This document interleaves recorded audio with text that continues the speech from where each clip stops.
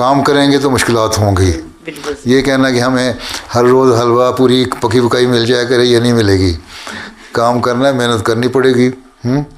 اور حلوہ پکانے کے لیے نا سوجی اگانے سے لے کے حلوہ پکانے تک سارے پروسیس اس میں سے گزرنا پڑے گا. 5-10% ایسے لوگ ہوتے ہیں بعض دفعہ، اچھے گھروں میں رشتے ہوتے ہیں، ٹوٹ جاتے ہیں.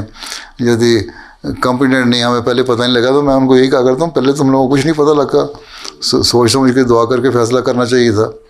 باقی کوئی پرفیکٹ تو کوئی بھی نہیں ہوتا، اس لیے پہلے ہی دیکھ لینا چاہیے. اس میں بھی کمزوریاں ہوتی ہیں، اس میں بھی کمزوریاں ہوتی ہیں، اور ان کمزوریوں کو ساتھ گزارا کرنا پڑتا ہے. ٹھیک ہے.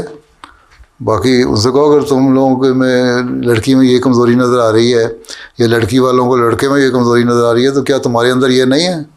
تمہارے اندر بھی ہیں. اپنے حالت کو دیکھو. ٹھیک ہے.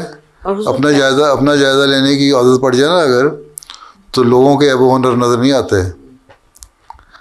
اصل بات یہ ہے کہ ہم اپنے آپ کو بڑا پرفیکٹ سمجھتے ہیں حالانکہ ہمارے اندر بہت کمزوریاں ہیں. تربیت یہ ہے کہ یہ بھی روح پیدا کریں کہ اپنے حال کی خبر رکھو. ٹھیک ہے. کوئی پرفیکٹ نہیں ہوتا انسان دنیا میں. انسان کامل ایک پیدا ہوا حضرت صلی اللہ علیہ وسلم، باقی سب میں کمزوریاں ہیں. ٹھیک ہے. اس لیے ایک دوسری کمزوریوں کو نظر انداز کرو.